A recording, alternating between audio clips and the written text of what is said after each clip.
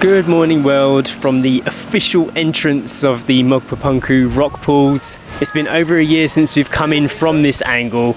We moved from Santa Fe down to Magpapunku quite a while ago, but it's been closed for a long time. They've implemented a new registration system now. So you have to sign your name, put your age and your temperature down just outside the main road before you're allowed to go in. It's all very clearly signposted outside now. These signs weren't here before. They've got a drop-off point for any tour groups or buses, I guess, so you can queue up here to do your registration process. Coming in off the main road, it is quite different to the last time we were here. It looks like they've paved a lot more of it now and the shops have been redone. There's plenty of parking for cars, motorbikes and tricycles. They've definitely used this year off to make it a little bit more comprehensive out here. We paid 50 pesos for parking the car. Welcome to Magpapunku. And we paid 140 pesos for the whole family to get in. Can you give the little ticket, Story? Morning, Terma. Morning. Good girl. Lots of nice friendly people around. A few seconds ago I did actually just get completely soaked with rain. I'm drying off now and the sun has returned. Story and Mummy have gone into one of the rock pools to warm up because the rain was quite cold. And this is what Magpapunku rock pools looks like after COVID. Story over there on the right enjoying the small rock pool, and then there's the official rock pool over there in the distance. Only a few people there. It is about 11:30 in the morning, it is low tide, and when we came here in February before the pandemic, at round about this time, it was absolutely heaving with people down by the rock pool. So there's definitely a huge difference between when we came here before. Getting a touch of nostalgia because the last time I was here, I was with my mum. She was here in the country with us and we had a wonderful time here down at Magpapunku. Little did we know this was going to become our home and we were going to stay here and make a life. One major difference since the last time we were here is Eden's here with us. Look how wet she is. She got soaked in the rain. She doesn't seem to mind. She's having a little rest. I can see 2 Western tourists here, probably about 6 people from the Philippines, and then just us and the shopkeepers at the moment. How's the water? Nice and warm. Yeah? Yeah, in the shallow rock pools. It's lovely. It's like a bath. You warmed up after your rain bath? Yes, I did. How's Story doing in there? Yeah, there's loads of little green fish and lots of little different fish that we don't get on our end. Yeah. So she's just exploring. We'll have to put our masks on and have a look at the big pool in a minute. Yeah. Look at her little head poking out the water. You happy in there? Is it fun? What's that you found? Shell. Yeah? Yeah. Oh, it's so nice and warm in here, isn't it? Yeah. Have a little bath. Have a little bath, okay? I'll give my feet a bath. Oh, that is nice, isn't it? It does feel like having a nice warm bath. Wow, look at that cute green fish. I think he's curious about us, Story. Whee! This feels so nice. Story's made a little friend. As we've said many times before, it's always great to get to the tide pools as the tide is going out, so that way you've got more time to enjoy without worrying about those huge waves coming back in, because it really does make a big difference. Sometimes within 30 minutes it can go from having a swimming pool to just being in the sea. Story's helping the little girl explore the rock pool. She wants to show her the green fish that she found. So during this last year, as this area has been closed off to the public, many of you know that we live just down the beach here, so we've been having access to this place when it was closed, and we got to see what it was like when it was totally devoid of people, absolutely no tourists whatsoever. So this is our first time seeing it like this today. We were really curious to see how many people have come back to the area, what it feels like. I mean, it actually feels very quiet still. Yes. You can definitely see that there's a few tourists here. Yeah. It's not just the fishermen like last time. Yeah, but definitely a lot less people than when we first came here. Yeah. Like at this end, because we were sitting right down the other end of the beach because it was quite crowded at this end. Yeah. And the main pool was very busy, so it is very different today. Yeah, it feels very nice. So I can say, like, it is still quite a good time to visit this area.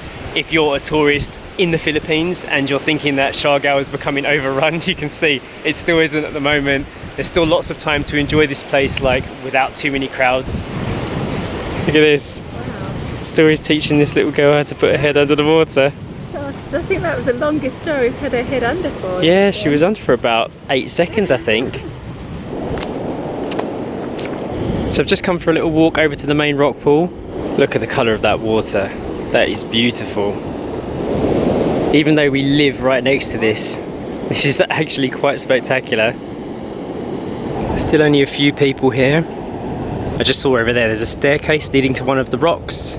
I do remember now seeing people climbing up there and jumping into the rock pools. It gets quite deep over there. This is amazing. I'm gonna have to get in and have a swim.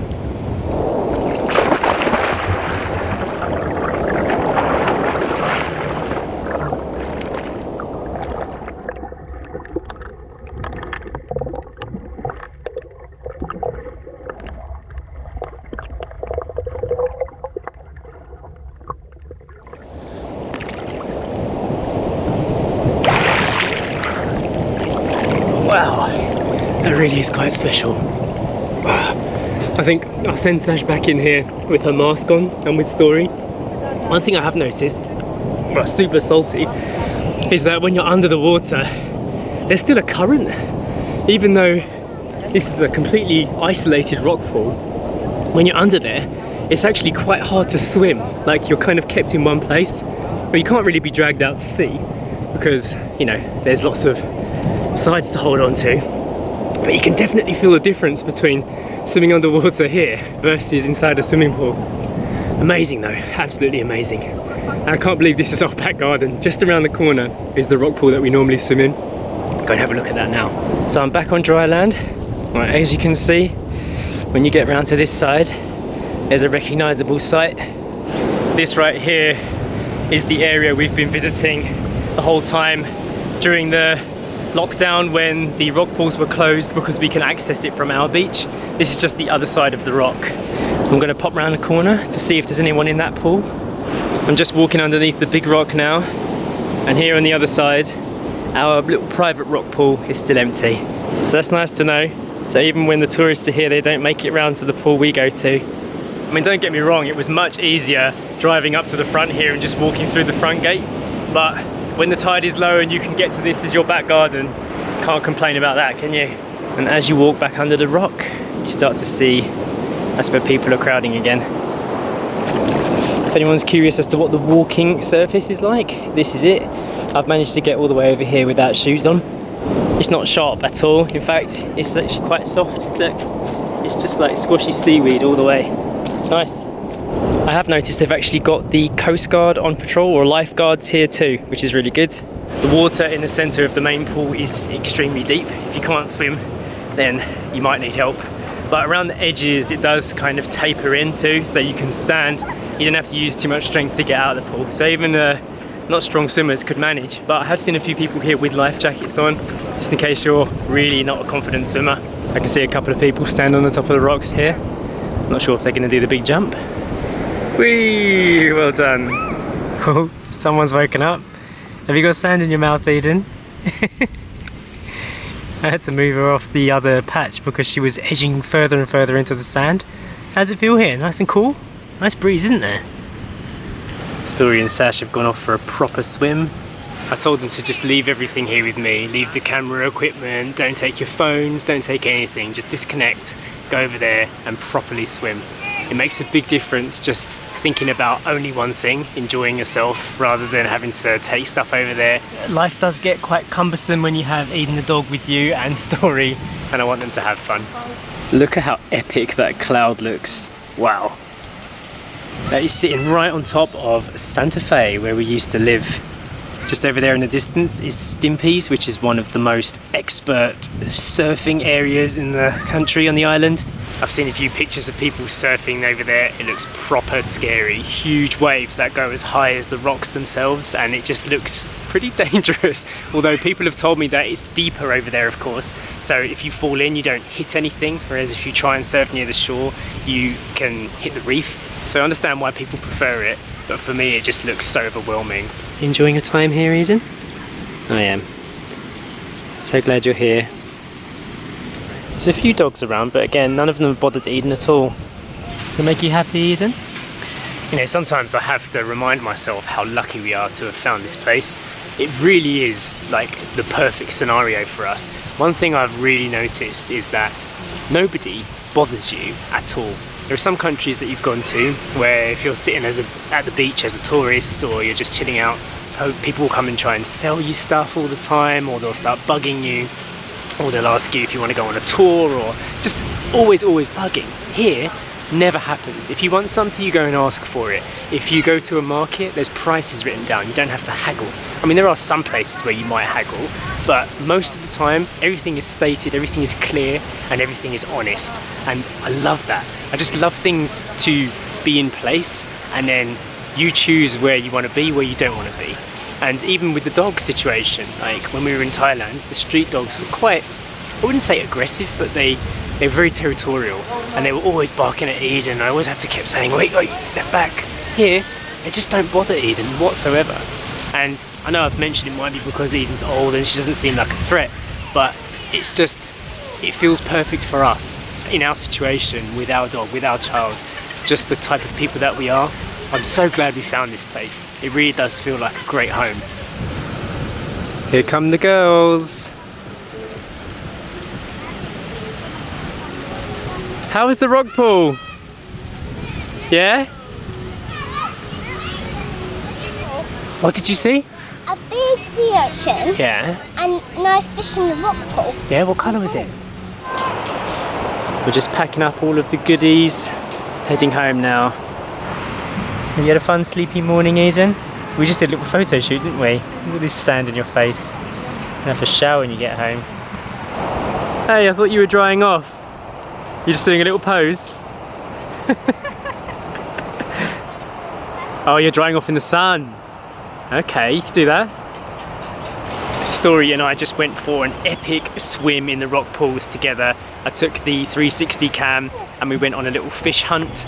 We were under the water for quite a while. We did multiple dives and saw lots of different stuff under there. It really is a fantastic place to swim. You get to see so much. The water is so clear. It's nice and warm. It feels like kind of medium bath water. It doesn't feel too hot. I like the fact that there's wildlife under there, but it's like not too scary. You know, sometimes if there's really big fish, you can be a bit apprehensive, but just tiny little fish swimming around, they're just curious. They come up to you, they let you get your hands near them. It's really cute, and it's a perfect entry spot for a little bit of swimming with your young kid, so they can get a sense of the ocean without being in the ocean, and then you can move on to bigger things and deeper things later. It is, it's so beautiful, and there's loads of corals and different kind of algae and grasses underneath there, and it's really pretty. I really enjoyed it, and I'm so impressed with Story's underwater swimming now. She was just constantly up, down, like doing it really well, and she seemed to really enjoy it. Of course, didn't want to get out, so I'm really happy that she's really enjoying it, and she's getting so good at swimming underwater now. Really impressed. She's definitely getting her water confidence up, which is great. This is a big part of island life, is being able to explore the underwater world. It is like a different world, and I don't do it enough, and I feel like today was a little bit of an eye-opener for me that I need to get in the water more and see more of the underwater world, because it truly is magnificent. And by not exploring the underwater world here on Siargao Island, I'm missing out on 50% of its beauty. One little tip: don't come to Magpapunku with a plastic bag. You will get sent away. Plastic bags are banned here. You can only bring like eco bags and stuff like that, which is great. The water is very clean and clear, and you can tell the people here are looking after it, taking care of it, and that is lovely. And the beach as well. There is a few items, but it's very sporadic. It's really well kept, and the beach is clean, the sand is clean, it's safe. And there is also a few shops at the back as well, so you don't really need to bring too much with you, because you can buy, you know, basic snacks like crisps and some noodles and things like that, water and fizzy drinks. It's all here, so yeah, you don't need to bring your plastic bags or anything like that, because you can buy stuff here. You can see that paying an entry fee goes to keeping all of this well and clean and maintained, so it's worth it, I think. I hope you enjoyed today's little family video, and we will see you in the next one. Bye! Bye! Oh! I need this as a little flag.